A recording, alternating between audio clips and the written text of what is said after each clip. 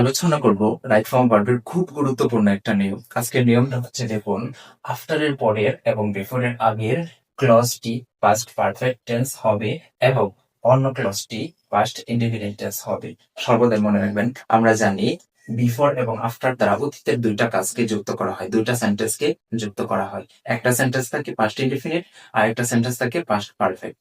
এবং এখন কোনটা পাস্ট ইনডিফিনিট হবে এবং কোনটা পাস্ট পারফেক্ট হবে সেটা আমরা বুঝে উঠতে পারি না। সেটা মনে রাখার একটা কৌশল আজকে আমি শিখিয়ে দিব। দেখুন, সর্বদাই মনে রাখবেন, বিফোরের আগেরটা এবং আফটারের পরেরটা পাস্ট পারফেক্ট হবে আর বাকিটা পাস্ট ইনডিফিনিট হবে। দেখুন, আর আরেকটু টেকনিকে মনে রাখতে পারবেন। দেখুন, আফটার অর্থ কি? পরে, তার মানে পরেরটা পাস্ট পারফেক্ট হবে। বিফোর অর্থ কি? আগে, তার মানে আগের সেন্টেন্সটা পাস্ট পারফেক্ট টেন্স হবে। এভাবে মনে রাখতে পারেন। চলুন আমরা দুইটা উদাহরণ দেখে আসি। এখানে আমি লিখে রেখেছি, দেখুন, দ্য ট্রেন হ্যাড লেফট, ট্রেনটা চলে গিয়েছিল, দ্য স্টেশন, স্টেশন ছেড়ে ট্রেনটা চলে গিয়েছিল, বিফোর উই রিচ ইট, আমরা পৌঁছার পূর্বেই, আমরা পৌঁছার আগেই স্টেশন থেকে ট্রেনটা চলে গিয়েছিল। এখন দেখুন, এই বিফোর দ্বারা দুইটা সেন্টেন্সকে যুক্ত করা হয়েছে, উই রিচ ইট আর হচ্ছে the train had left the station, দুইটা সেন্টেন্স। এখন কেন এটা পারফেক্ট হয়েছে? দেখুন, আমার কথা ছিল কি, বিফোর তো আগে, তার মানে আগেরটা হবে পাস্ট পারফেক্ট। এই জন্য past perfect, the train, subject had, তারপর ভিজি, তারপর অবজেক্ট, তারপরটা হবে পাস্ট ইনডিফিনিট, সাবজেক্ট ভিটু। দেখুন, আরেকটা উদাহরণ আমরা দেখে আসি। The doctor came after the patient had died, রোগী মরে যাওয়ার পরে ডাক্তার এসেছিল।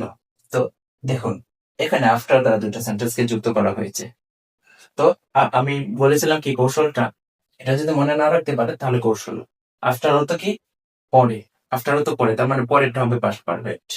দেখুন, after the patient, subject had, তারপর হচ্ছে বিচি, আর আগেরটা the doctor, subject came, V two. তো কথা হচ্ছে, এই রোলসটা কিন্তু খুব গুরুত্বপূর্ণ। বিভিন্ন পরীক্ষায় এই রোলসটা থেকে প্রশ্ন আসে থাকে, কিন্তু আমরা বুঝতে পারি না কোনটা পারফেক্ট হবে, কোনটা পাস্ট ইনডিফিনিট হবে।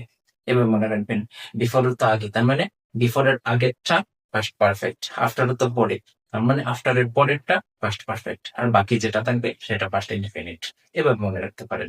এই ছিল আজকে রাইট ফর্ম ভার্বের গুরুত্বপূর্ণ একটা নিয়ম। আর রাইট ফর্ম ভার্বের পরিপূর্ণ একটা ভিডিও আমাদের ইউটিউব চ্যানেলে আপলোড দেওয়া আছে, আপনি চাইলেই সেখান থেকে দেখে আসতে পারেন। শুধু রাইট ফর্ম ভার্ব না, ইংলিশ গ্রামারের প্রত্যেকটা টপিকের উপর আমাদের পর্যায়ক্রমে আলোচনা আছে। আপনি চাইলেই সেখান থেকে আপনার জার্নিটা শুরু করতে পারেন আমাদের সাথে দেখে।